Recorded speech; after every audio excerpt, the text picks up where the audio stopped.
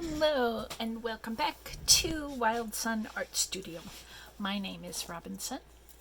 Thank you for being here with me. Please do like and comment and subscribe and share this video if you enjoy this video. So this is our fifth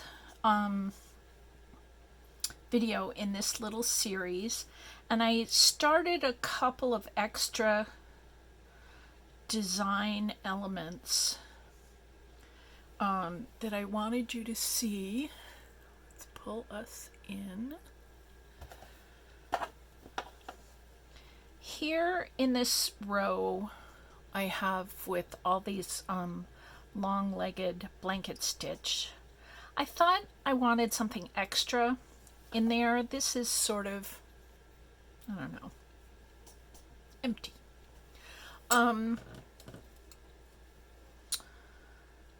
So I thought I would make a lazy daisy stitch in the middle of each one, and lazy daisy is exactly what a chain stitch is, except that it's just one stitch. It doesn't connect to a second stitch.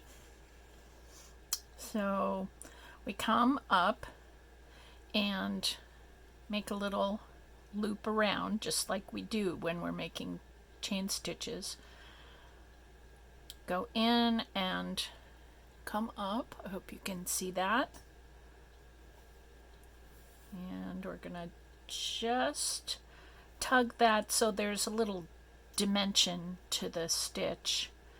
And then I'm gonna go back down under, but on the outside of the loop.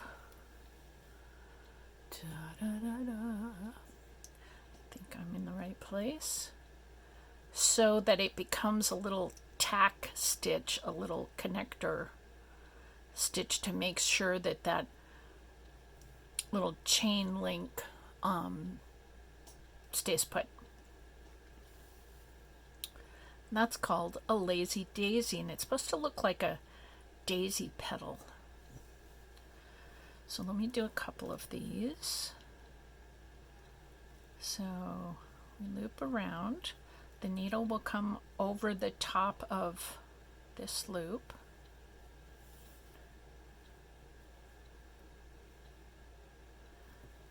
And then I tack it down at the top. And then I'm doing all these stitches so that they start at the outside of the circle, the blanket stitch circle, and they all get tacked at the inside.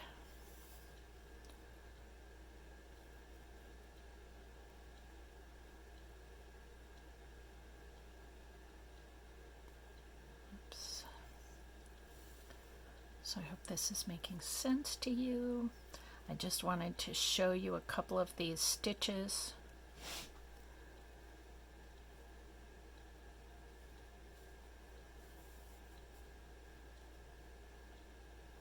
And I will come back and actually I can come back up. But I'll come back and finish this stitch later. I'm also thinking that this starburst that we did in the center looks a little empty to me, and I'll probably put something in there, but I haven't decided what. So I'll leave that for now. And then our first stitch for today, I've actually gotten a head start on. I'm doing a matching. This is what we did at the end of the last video.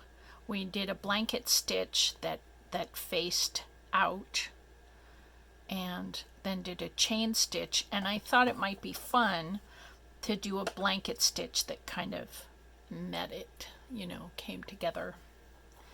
So this is how this is going. See if I can get this a little doesn't help. So I'm matching my needle up with the leg of that blanket stitch and going in and out, making sure the needle goes over this thread so it'll catch it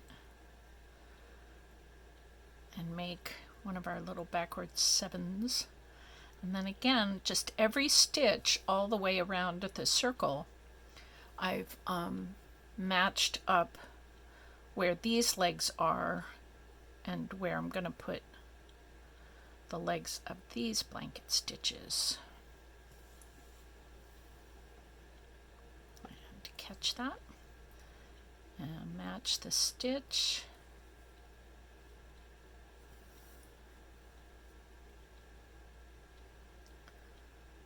And so now I've got them all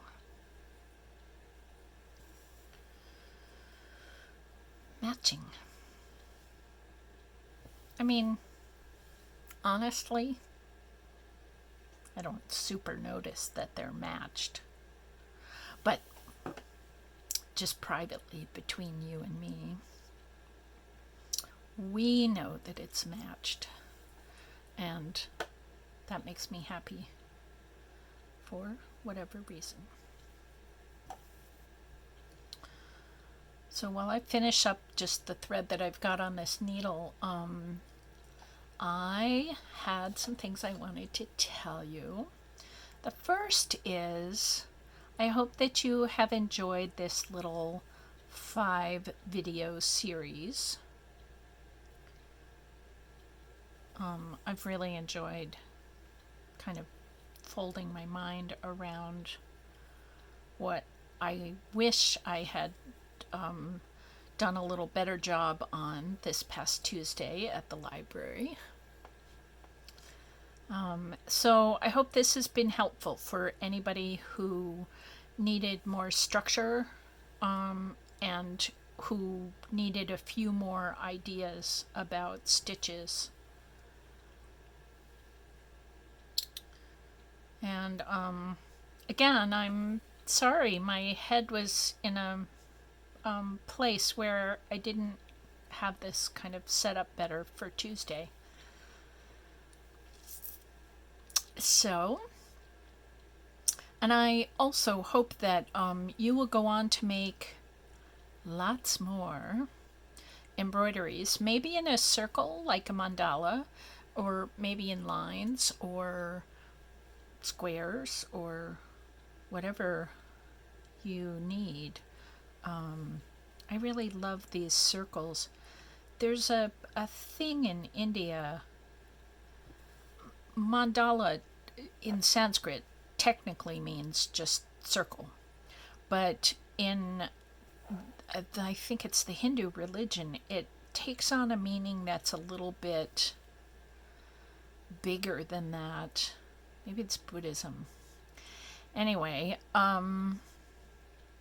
it's kind of like how the whole universe fits together. That's kind of the meaning of mandala. So I really enjoy this shape. And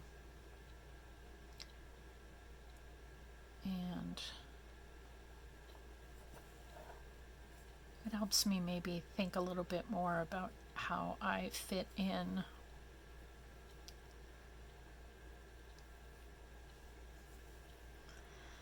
And maybe it could do that for you too. All right, so I'm running out of thread here, and I will finish this last little bit. But I think I'll do that after the end of the video. I really want to show you the last stitch, which is one of my all-time favorite stitches. It's called a feather stitch. And I love the symbolism of feathers and birds. Birds are supposed to be the messengers of the gods and goddesses. I love that they can fly, my name, Robinsunne, has, Robin in there, so I guess I've always sort of associated myself with birds. All right, last stitch.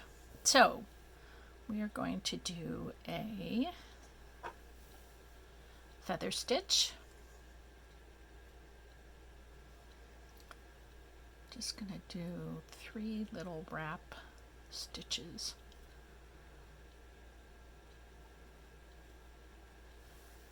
And that's that. And then, tell you what, let's start here and come around. So a feather stitch, if you look up feathers, they have, is this the one I want? No, I want this color. Feathers are made of these little barbs that kind of have hooks on the end of them, and that's what helps the the little, let's do this. And you draw a feather, there's the spine, and then there are these things that are called barbs, but actually each barb has all these little tiny parts that are also called barbs, and they have little hooks on them, and it just helps them all stick together in the feathers so that when a bird is flying, the feather is a little bit more of a solid object and will really catch the wind. So I'm going to go counterclockwise around the circle so that my hand can reach the stitch from the outside.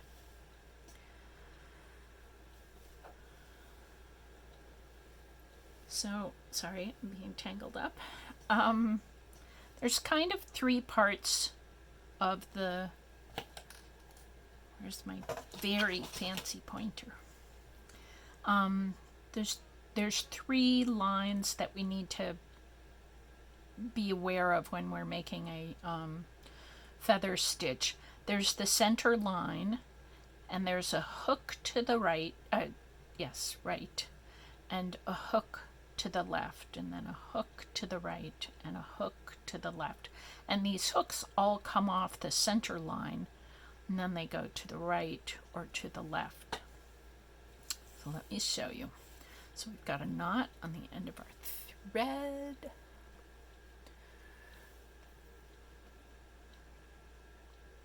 And we're going to make a little loop, kind of like we did for the chain stitch, only this one, instead of being right next to that thread, is going to be a little ways away. So look what happens. We pull through, and again, this thread is on top of the loop thread below. And it makes a little hook, a little loop off to the right. And then I sort of caught that with my thumb. And we're going to come in from the left. Actually kind of level with the bottom of that stitch so that it helps us progress. And again, the needle and the thread is going to come over the loop that I made here.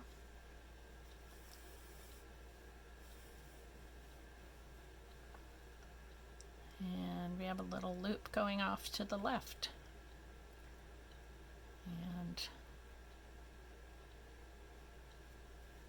we go to the right.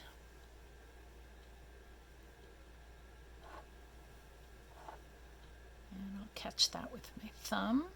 Make this loop over to the left and match where I go in with the where I just came out.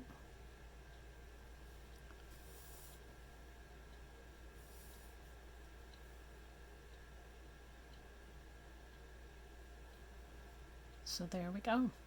This is a feather stitch. These are really easy to do in a straight line. They're a little more complicated to do in a circle, but it's still doable. And the tendency might be to sort of flare away from the circle. So just every time we come in to make the little hook to the right, make sure it's right up against that pale blue row of blanket stitches. You know, sort of keep pulling yourself back.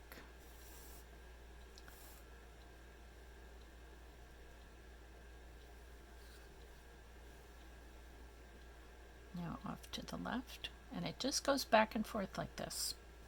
Right side, left side, right side, left side. And pull that loop. And again, just make sure that this needle thread is on top of the bottom loop thread,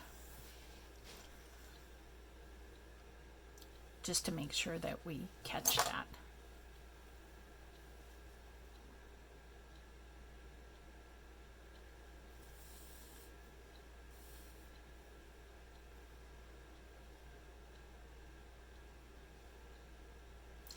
I have found that this feather stitch is a little complicated if I try to do it too close to the center. There sort of isn't any room to get the pattern going.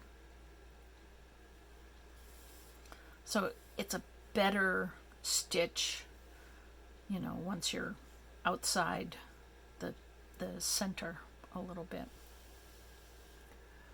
Please tell me I have not pulled this out of view.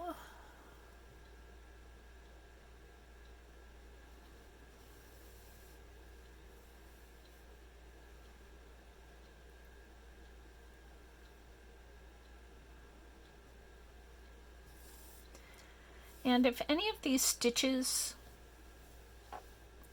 get sort of complicated for where your mind is at, how much attention, brainwave attention you have to give to any of these stitches, and if you're starting to get frustrated, or your hands are starting to get sore, or it's all seeming like kind of annoying, take this out. Take any stitch that's too complicated out, and give yourself lots of time to practice easier stitches. I think I've said that I have seen really pretty embroideries done with nothing but a running stitch. We haven't done a running stitch. Any stitch you want to learn is pretty easy to find on the on the internet, especially here on YouTube. And of course, you can also leave me a comment and say, no, you didn't teach us the da-da-da stitch, and I really need to know how to do what's a who's it. And I will make another video and teach you how to do it. I mean, there are a gazillion stitches out there that one can embroider. And if you are, you know, pretty adept at all of this, there's a woman, I hope I can remember her name, Judith Baker, I think it's Montano? I think that's it. Anyway, if you get the Judith and the Baker, her first and middle names, and type in the M of what her last name is, it'll probably pop up in any web search. She's well known. She's been sewing for ages. Her specialty is doing sort of complicated sets of stitches for crazy quilts, and her work is so beautiful. So if this doesn't seem challenging enough to you and you want something a little more, look her up, and she's got to have some videos out there. And if she doesn't have videos, she has a couple of books out, and really her work is just stunning. It's amazing. I was just looking down and I wanted to show you excuse me. I did end up putting these little tack stitches in on the herringbone, just to kind of hold these threads here down a little bit. And I still want to do something on these cross stitches, and I think what I'm going to do is a little tiny, so this is a plus stitch, right? So it's up and down. And I think I'm going to make a little X, a little cross stitch over the top, and I might do it in this color. Just a little kind of, well, tack stitches, T-A-C-K, tack.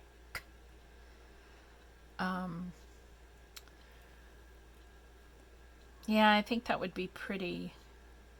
And I was going to use this pale turquoise color, but I used it here, and I've got it here. So I think I'll use a darker blue there. And then, again, as I said, I think something's got to go there in the middle. Might do a little V sort of a stitch.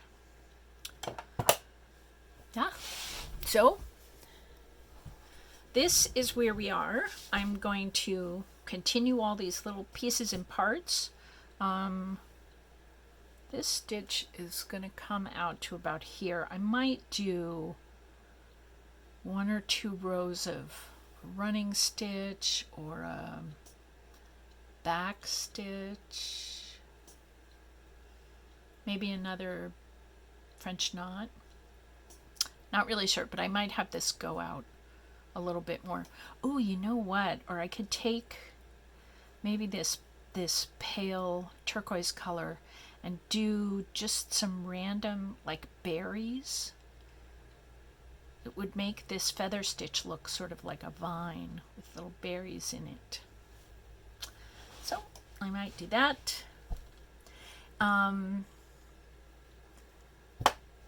So here we are at the end of our little series. I wish you many happy embroidery dreams with many sparkles inside, if you like sparkles in your embroidery. Some people don't. Yeah, you can add beads. I mean, let's go crazy. So thank you for hanging out with me. Thank you for coming to my class at the library. That was mostly fun, unless it wasn't, and I hope these 5 videos made up for that. And yeah, I wish you fun in embroidery. And I blow these wishes across the planet to you. Let's see if you can see them. Yeah, it's been really fun to embroider with you, and I will see you next time. Bye.